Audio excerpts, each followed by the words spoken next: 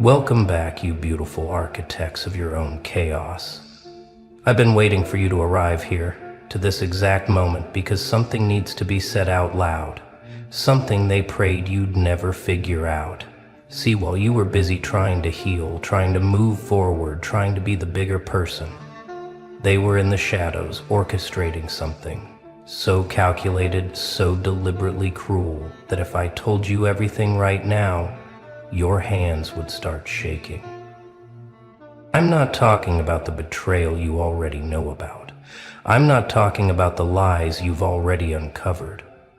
I'm talking about the layers beneath that, the meetings you weren't invited to, the conversations where your name was poison on their tongues, the plans they made while smiling in your face. You thought you knew the full story, but you didn't. You thought you'd seen their worst, but you hadn't. And today we're pulling back every single curtain. Let me start with this uncomfortable truth.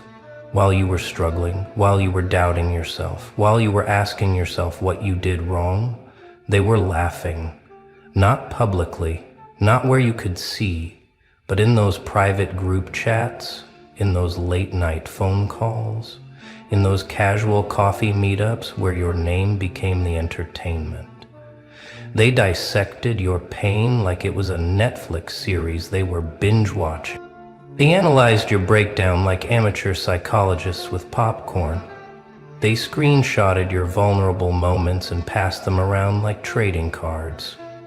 And the worst part, the part that's going to make your stomach turn, they weren't doing it out of hate. They were doing it because watching you suffer made them feel powerful. Your pain was their proof that they'd won.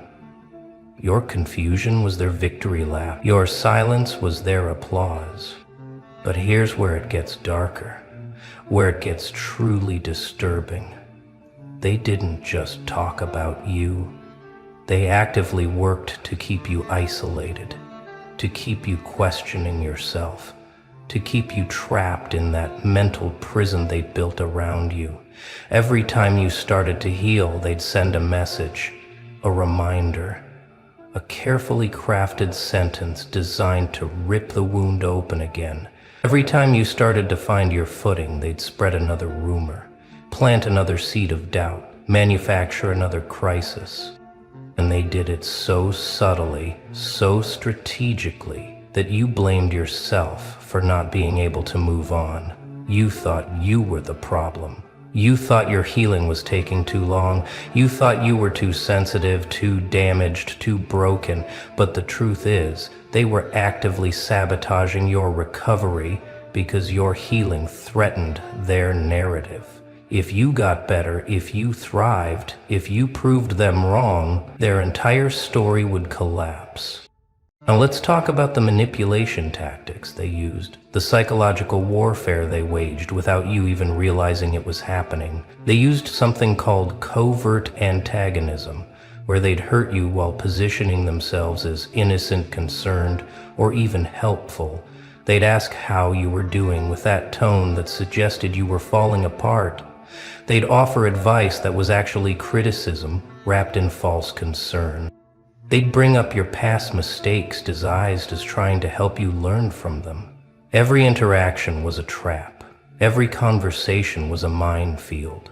Every text message was laced with subtext, designed to make you doubt your own perception of reality. And when you finally reacted, when you finally defended yourself, when you finally said enough, they'd play the victim. They'd tell everyone you were unstable, aggressive, unreasonable. They'd rewrite history so fast your head would spin. The person who spent months tormenting you suddenly became the innocent party who was just trying to be a friend. They wanted to find the weakness in you, the flaw they could exploit, the crack they could wedge open until you shattered completely. But here's what they didn't count on. Here's what their little psychological experiments failed to predict. You didn't break the way they wanted you to. You didn't crumble into a cautionary tale they could reference at parties. You didn't become the example they needed to validate their superiority. Instead, you did something they never prepared for. You went silent. You withdrew. You disappeared into yourself and started rebuilding from a place they couldn't touch, couldn't monitor, couldn't manipulate. And that silence, that absence, that refusal to give them access to your internal world anymore, that terrified them. Because silence from someone they're used to controlling feels like losing grip on reality itself.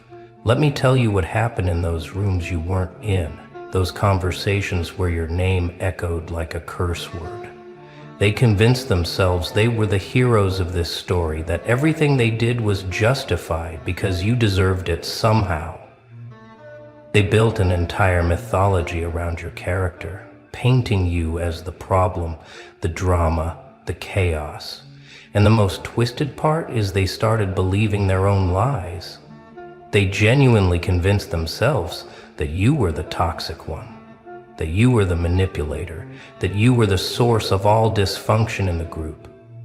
Meanwhile, every single action they took was designed to hurt you, isolate you, destroy your reputation, and make you question your own sanity. But they couldn't see it. Or maybe they could, and they just didn't care. Because admitting what they'd done would mean facing the monster in their own reflection.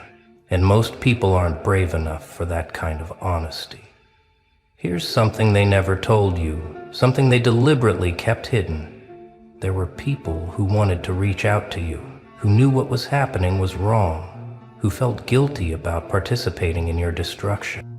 But every time someone showed signs of breaking rank, the group would close in on them, reminding them of the narrative, reinforcing the story, making sure everyone stayed on the same page.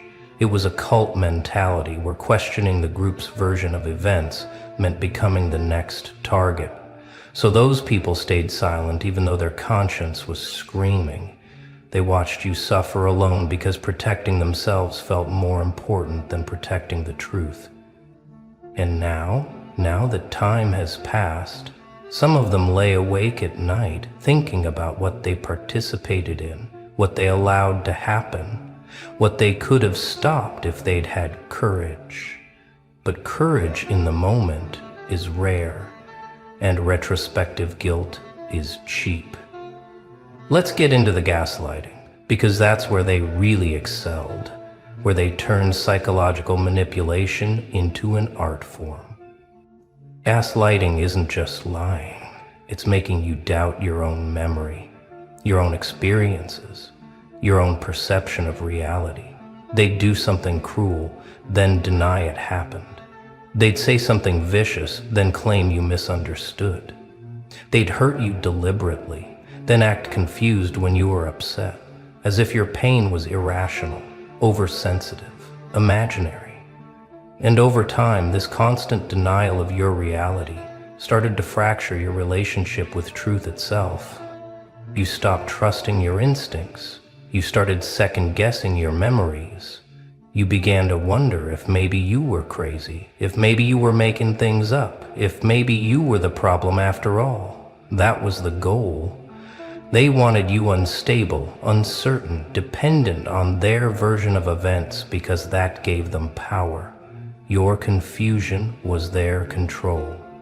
But here's what they didn't anticipate. Gaslighting only works if the person being manipulated stays engaged, stays connected, stays within range of the manipulation. The moment you stepped back, the moment you created distance, the moment you stopped seeking their validation or explanation or closure, their power evaporated. They became performers without an audience, manipulators without a target, bullies without a victim. And that drove them absolutely insane. Because the thing about manipulative people is they need you to react. They need your anger, your tears, your confusion, your attempts to prove yourself. That reaction is the fuel that keeps their engine running. When you went cold, when you went silent, when you stopped giving them anything to work with, they lost the plot. They didn't know what to do with someone who simply refused to play the game anymore. Now let's talk about the smear campaign, because that's where it gets really ugly, really calculated, really deliberate. A smear campaign isn't just talking behind someone's back. It's a coordinated effort to destroy someone's reputation, to poison every relationship they have, to make sure that everywhere they turn, they're met with suspicion, judgment, and rejection. They told your story wrong to everyone who would listen. They took your moments of vulnerability and twisted them into evidence of instability. They took your reactions to their abuse and presented them as unprovoked aggression. They carefully edited the narrative, removing all context, removing all their actions, removing all the provocation, until you looked like a villain and they looked like victims. And the people who heard these stories, they didn't question it. They didn't ask for your side. They just absorbed the narrative and started treating you differently. Colder, more distant, more judgmental. The smear campaign had layers, though. It wasn't just about making you look bad. It was about making sure you stayed isolated, making sure you couldn't build new connections, making sure your reputation preceded you wherever you went. They wanted to trap you in social quicksand where every step you took to defend yourself just made you sink deeper.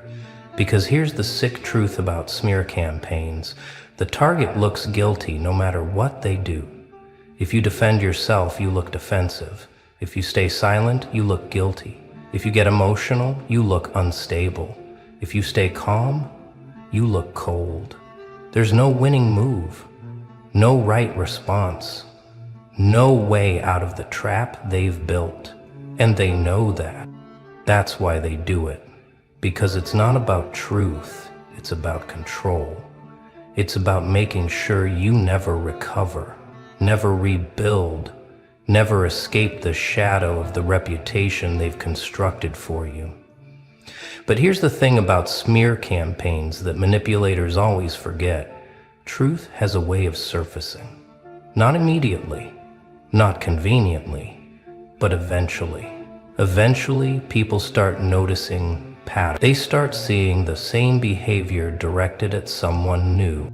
They start questioning why this person always seems to be surrounded by drama, why everyone who gets close to them eventually gets destroyed, why their stories always paint them as the victim and everyone else as the villain. Eventually the mask slips, and when it does, when the truth finally crawls out of the darkness they tried to bury it in, everyone who participated in your destruction has to face what they've done. Some will apologize. Most won't, but all of them will know, and that knowledge will haunt them in ways you'll never see. Let me tell you what they did behind your back that would make you physically sick if you knew the details. They celebrated your failures. When you lost that job, when that relationship ended, when you hit rock bottom, they celebrated. Not openly, not publicly, but in those private spaces where they thought the truth couldn't reach anyone, they clinked glasses to your downfall. They called it karma. They called it justice. They called it you finally getting what you deserved. And the high they got from watching you suffer was addictive. It became their entertainment, their bonding activity, their shared obsession. Your pain brought them together in ways genuine friendship never could. Because toxic people don't bond over love. They bond over hate. They bond over a shared enemy. And you were that enemy, that focal point, that common cause that gave their shallow relationships meaning.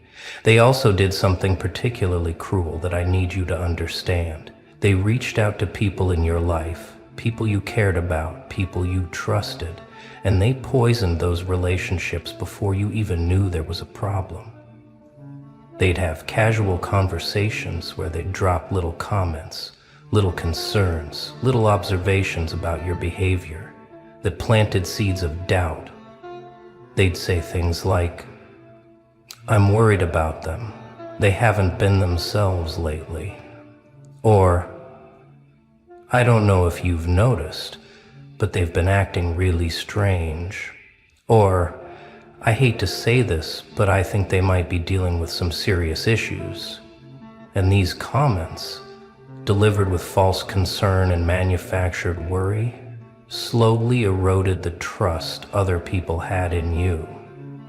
By the time you interacted with these people again, they were already looking at you differently, already questioning your behavior, already primed to interpret everything you did through a lens of suspicion. And you had no idea it was happening. You just knew that suddenly people were acting weird around you and you couldn't figure out why. Here's another layer of betrayal that's going to sting.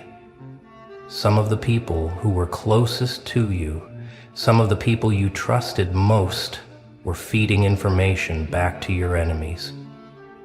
And some did that, and some didn't, and some didn't, and some didn't. They were double agents, pretending to be your friend while reporting your every move, your every word, your every vulnerability back to the people who wanted to destroy you.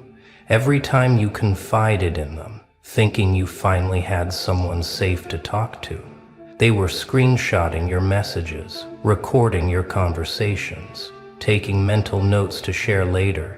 Your pain was their currency. Your trust was their cover. And they played that role perfectly, maintaining the facade of friendship while actively participating in your destruction. When you eventually figure out who these people were, the betrayal will hit different. Because it's one thing to be attacked by enemies. It's another thing entirely to be sabotaged by people you loved. Now let's talk about the timeline. Because understanding when all this started will completely reframe your entire history with these people. You think the betrayal began recently, during whatever conflict or falling out you can remember. But the truth is darker. The seeds of this were planted long before you noticed anything was wrong. They were watching you with calculating eyes while you thought you were building genuine relationships. They were taking notes on your weaknesses while you were being vulnerable and authentic. They were planning their moves while you were trusting them completely.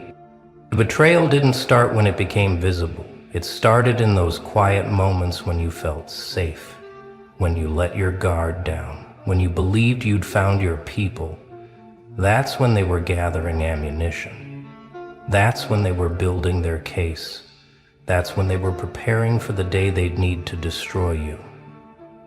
The reason they waited so long, the reason they didn't strike immediately is because they needed you to trust them completely first.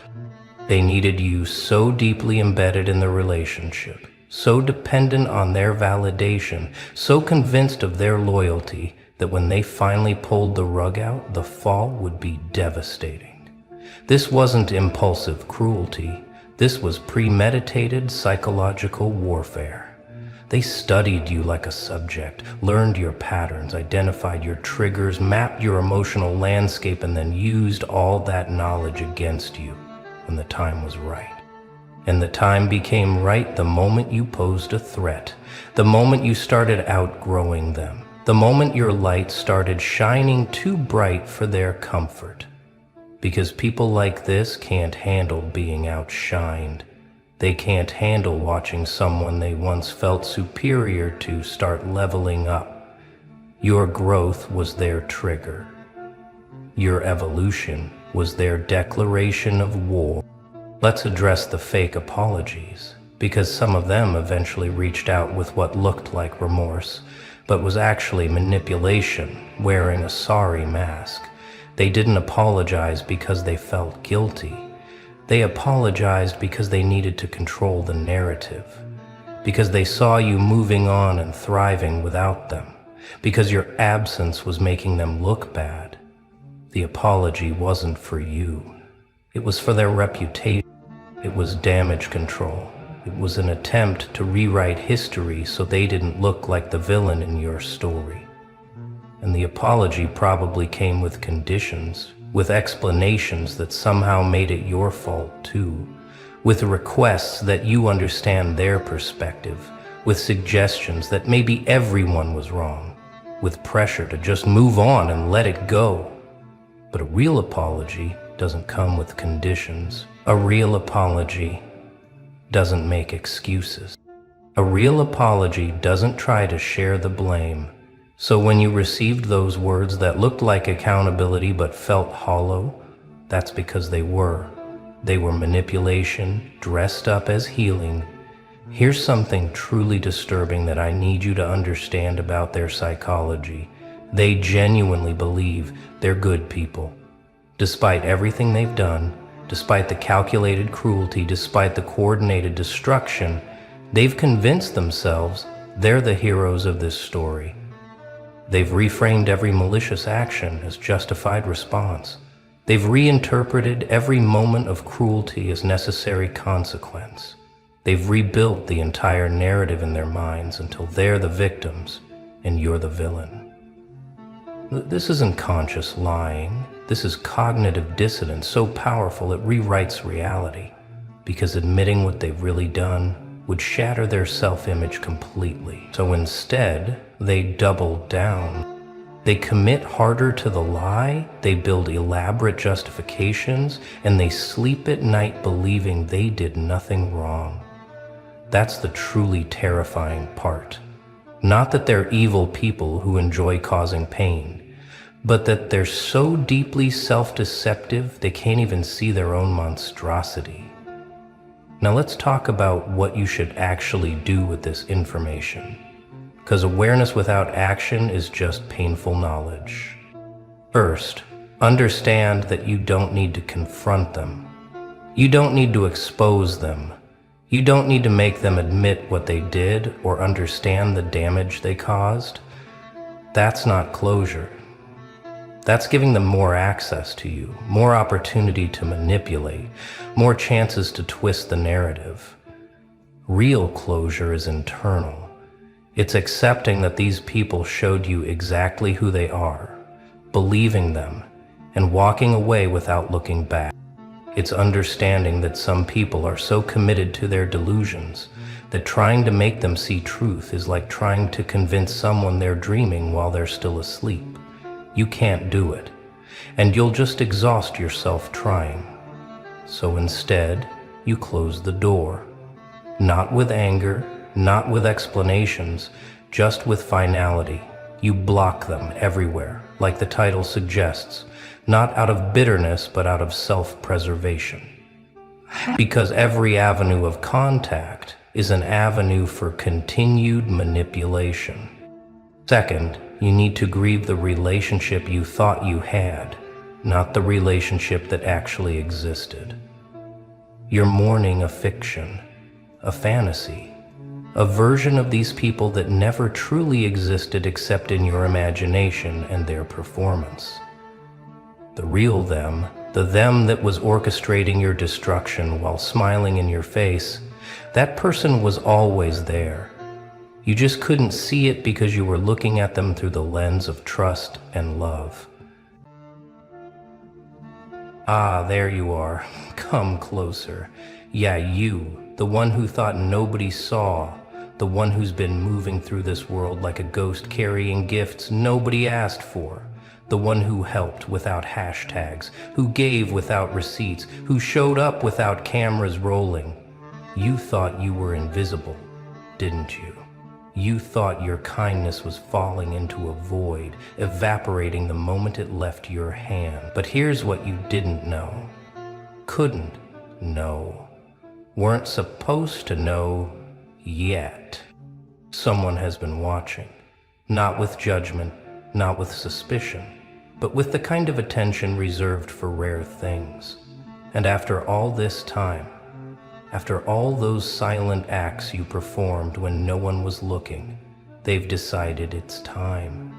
Time to step out of the shadows and reveal what they've seen. Let me tell you something about the world you've been navigating. It's built on a transaction economy. People smile when cameras are on. They donate when there's a tax write-off. They volunteer when it looks good on a resume. Kindness has become currency, performance, strategy. But you did something profoundly dangerous in a world like this. You helped without the transaction. You gave without the audience. You showed up without the applause. And in doing so, you became visible to a completely different set of eyes. Not the crowd, not the algorithm, not the validation machine. You became visible to the people who actually matter, the ones with real power, the ones who've been waiting for someone like you to emerge from the noise. They've been cataloging your moves. That time you stayed late to help someone finish their project when you had your own deadlines screaming. That moment you paid for someone's groceries when you barely had enough for your own. That conversation where you talked someone back from the edge at 3 a.m, sacrificing your sleep, your peace, your energy. You thought those moments dissolved into the air. You thought they were just you being you. Nothing special, nothing noteworthy. But someone was taking notes. Someone was building a file, not the kind that exposes you, the kind that elevates you. Because in a world drowning in performative kindness, authentic action stands out like a lighthouse in a storm. And lighthouses, they don't go unnoticed by ships looking for shore. Here's what they saw that you didn't see. They saw consistency. Not the viral moment, not the grand gesture that gets shared 10,000 times, but the daily repetition of decency.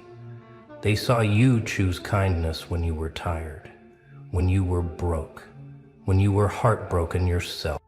They watched you give from an empty cup and somehow not turn bitter. They observed you getting stepped on, taken advantage of, used up by people who saw your kindness as weakness. And they waited to see if you'd break, if you'd finally snap and become like everyone else, transactional, guarded, cynical. But you didn't. You kept going. And that's when they knew. You weren't performing, you weren't strategizing. You were just built different. And different, when it's real, when it's sustained, when it's tested and doesn't break, that becomes invaluable. Now, let's talk about who this watcher is. Not some mystical force, not some cosmic accountant in the sky keeping score. No, this is flesh and blood. This is someone who moves in circles you don't even know exist yet. Someone who's been exactly where you are, who understands what it costs to stay soft in a hard world. Someone who has resources, access, influence, and most importantly, the wisdom to recognize real when they see it. They've been burned by the fakers, exhausted by the performers, disappointed by the ones who talked a good game but folded under pressure. And then they found you, not through your resume, not through your social media following, not through any traditional metric. They found you through your actions when you thought no one was looking. And that's the only metric that matters to people operating at that level. They've been watching how you treat people who can do nothing for you, how you interact with the server, the janitor, the person everyone else ignores. They've been observing how you handle rejection, how you process disappointment, whether you let bitterness poison your next interaction. They've seen you get betrayed and still show up with an open heart the next day. They've watched you sacrifice opportunities because they required you to compromise your integrity, and every single time you made the harder choice, the one that cost you something, they added another note to your file. Not to use against you, but to build a case for you. Because the world you're about to be invited into doesn't run on cleverness or connections or charisma. It runs on trust. And trust can't be performed. It can only be demonstrated over time when you don't know you're being evaluated. Here's what's about to happen. An opportunity is coming.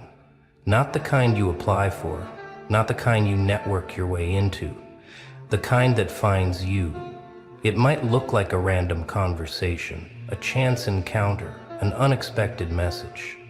But it won't be random. It'll be calculated, timed, orchestrated by someone who's been waiting for the right moment to reveal themselves. And when they do, they won't lead with flattery. They won't try to impress you. They'll simply say something that lets you know they've been watching. They'll reference something specific, something you did that you barely remember, something you thought disappeared into the void. And in that moment, you'll realize everything mattered. Every act of kindness you thought went unnoticed was building toward this. But here's the test within the test, the part most people fail even when they get this far. When this person reveals themselves and extends the opportunity, you'll have a choice. You can stay humble, stay true to the person who earned this moment, or you can let the recognition change you. You can start performing now that you know someone's watching. You can become strategic, calculated, transactional, and they'll be watching for exactly that. Because the opportunity isn't the end of the evaluation, it's the beginning of a new phase. They need to know if you were kind because that's who you are, or if you were kind because you were hoping for exactly this moment. Most people reveal themselves right here. They get the tap on the shoulder and suddenly their entire energy shifts. They start name-dropping, positioning, angling, and just like that, the opportunity evaporates. Because people with real power don't want performers. They want authenticity that can survive visibility. Let me tell you what they've learned about you through their observation. They've learned that you don't need credit to keep going, that validation isn't your fuel source, that you're not doing this to be seen, you're doing this because you couldn't live with yourself if you didn't. And that makes you dangerous in the best possible way. Dangerous to the cynics who say good people finish last. Dangerous to the opportunists who only invest when there's a clear return. Dangerous to the entire system built on quid pro quo, because you've proven that there's still such a thing as acting from principle, from character, from something deeper than calculation. And in a world that's forgotten that's possible, you've become a commodity more valuable than gold. They're going to offer you something. Maybe it's a position, a partnership, access to a network, seed funding for that thing you've been building in silence. Maybe it's mentorship from someone whose name would make others jealous. Maybe it's simply the resources you've needed to amplify the work you're already doing. But whatever form it takes, understand this: it's not charity. It's not a reward for being good. It's an investment in what they believe you'll do with real support behind you. They've seen you build with nothing. Now they want to see what you'll build with something. And the return they're expecting isn't financial, it's legacy. They're building a network of people who operate from integrity, and they need you in it. Not because you asked, not because you performed, but because you earned it when you didn't know anyone was watching. Now here's where it gets interesting. Once you enter this circle, you'll discover something that will blow your mind. You're not the only one. There are others like you scattered everywhere, people who've been moving through the world doing the right thing without applause, and they've all been watched by the same network. This is how real power structures work. Not through gatekeepers and politics and who you know, but through character recognition systems that most people don't even know exist. The people who matter, the ones making actual decisions about who gets opportunities, they're not scrolling social media looking for the loudest voice. They're watching the quiet corners, the moments when people think no one's looking, the actions that cost something but get done anyway. And they're building a parallel ecosystem of individuals who've proven themselves worthy of trust. You're about to understand why your life felt so lonely, why your kindness seemed to put distance between you and everyone else, why you couldn't connect with the opportunists, the performers, the people who only showed up when there was something to gain. You weren't broken. You weren't naive. You were being refined. Every person who used you and walked away was teaching you discernment. Every situation where your kindness went unappreciated was strengthening your commitment to being kind for its own sake. Every moment of isolation was protecting you from contamination by people who would have derailed what was being built in you. You were in training. You just didn't know there was an academy. And the curriculum was your actual life. The Watcher has been waiting for you to reach a certain level of development. They needed to see if you'd quit, if you'd become bitter, if you'd start keeping score, if you'd demand recognition before continuing. They needed to know if your kindness had an expiration date, if it was conditional on being appreciated. And you passed.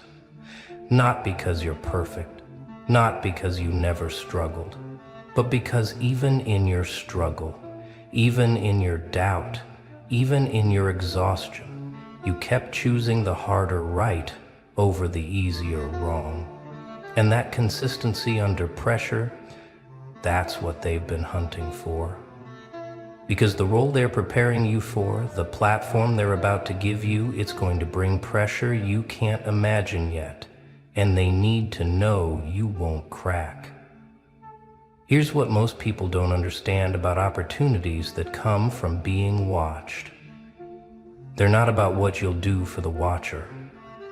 They're about what the Watcher will help you do for others. This isn't about servitude, it's about amplification. They've seen your heart, they've verified your character, and now they want to give you reach.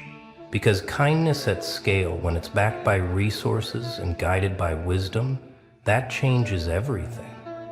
One person being kind in obscurity makes ripples. That same person with platform, funding, network, and guidance makes waves. And the world needs waves right now.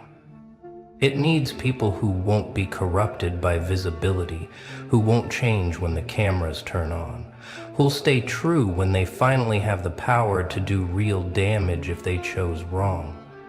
You're being trusted with something most people never get offered, because most people can't handle it without becoming exactly what they claimed to hate.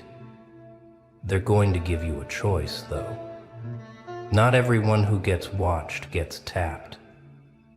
And not everyone who gets tapped says yes, because accepting this opportunity means accepting responsibility. It means your anonymity ends. It means your quiet life gets complicated. It means people will start watching you who aren't friendly, who look for reasons to tear down what you're building. It means becoming a target for those who profit from cynicism and hopelessness. Saying yes means accepting that you can't just be kind anymore. You have to be strategic about your kindness, so it doesn't get weaponized against you. It means learning to operate in spaces where trust is rare and betrayal is common. It means growing up fast and understanding that visibility changes everything. Some people prefer the simplicity of being unseen, and there's no shame in that. But if you say yes, if you accept what's being offered, your life will never be small again. Let me tell you what happens to people who accept. First, there's the disorientation. Suddenly, you have access to rooms you've only imagined, conversations with people whose names you've only read, resources that make your previous limitations look absurd. And it's overwhelming. You'll question if you deserve it, if you're ready, if it's real. That's normal. Push through it. Second, there's the testing. Not from the person who brought you in, from everyone else in the room. They'll want to know if you're real or if you're another performer who figured out how to fake authenticity long enough to get invited. They'll push you, provoke you, test your boundaries and your principles. Stand firm. This is where most people fail. They get into the room and immediately start shape-shifting to fit in. You were invited because of who you are. The moment you become someone else, you lose the only thing that made you valuable. Third, there's the acceleration. Once you prove you're real, once you demonstrate that visibility hasn't corrupted you, doors start opening at a pace that'll make your head spin. Opportunities you would have spent years working toward just appear. Not because you're lucky, because you're trusted. And trust, in these circles, is the ultimate currency. People with resources are desperate for someone they can trust to deploy those resources wisely. They're surrounded by opportunists and performers. Finding someone who genuinely cares about impact more than credit, that's rare. And when they find it, they protect it, they invest in it, they amplify it. You'll go from struggling to make ends meet to having more resources than you know what to do with. And that's when the real test begins, because now you'll face the temptation everyone faces when they suddenly have more. Will you stay focused on the mission, or will you start collecting comfort? Here's what the Watcher wants you to know before you make your decision. They're not rescuing you, they're recognizing you. There's a difference. Rescue implies you were failing and they're saving you. Recognition means you were succeeding in obscurity and they're making you visible. You built this. You earned this. Every act of kindness, every sacrifice, every moment you chose integrity over advantage, that was you making deposits into an account you didn't know existed. And now it's time to make a withdrawal. Not to spend on yourself, to invest in what you're building. This isn't about personal comfort. This is about giving you the tools to do what you've been trying to do but couldn't because you lacked resources. They're not changing your mission. They're funding it. Let me tell you what they've noticed about you that you haven't noticed about yourself. You have a gift for seeing people, not just looking at them, seeing them. You notice the ones everyone else overlooks. You sense when someone's struggling before they say a word. You have this ability to make people feel less alone just by being present. And you don't do it for effect. You do it because you remember what it felt like to be invisible, to be struggling, to be one bad day away from giving up. And you can't walk past that pain in someone else. You have to stop. You have to help, even when it costs you, especially when it costs you. And that's not naivety, that's not weakness, that's a superpower so rare that most people live their entire lives without meeting someone who has it. And the Watcher has been waiting for someone with this exact gift because they have a plan for it. The network you're about to enter is being built intentionally. It's not about transactions, it's about transformation. Every person in this circle was watched the same way you were. They all demonstrated character under pressure. They all chose right when wrong was easier. They all stayed kind when kindness cost them something. And now they're all connected, all supporting each other's work, all amplifying each other's impact. This is the real economy. Not money, though money flows here. Not fame, though influence exists here. The real economy is trust and character and consistent action over time. And you've been earning currency in this economy without knowing it existed. Now you're about to discover how much you've accumulated.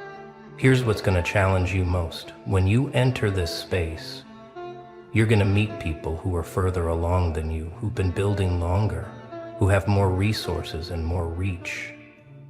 And you're going to feel small. You're going to question what you have to offer.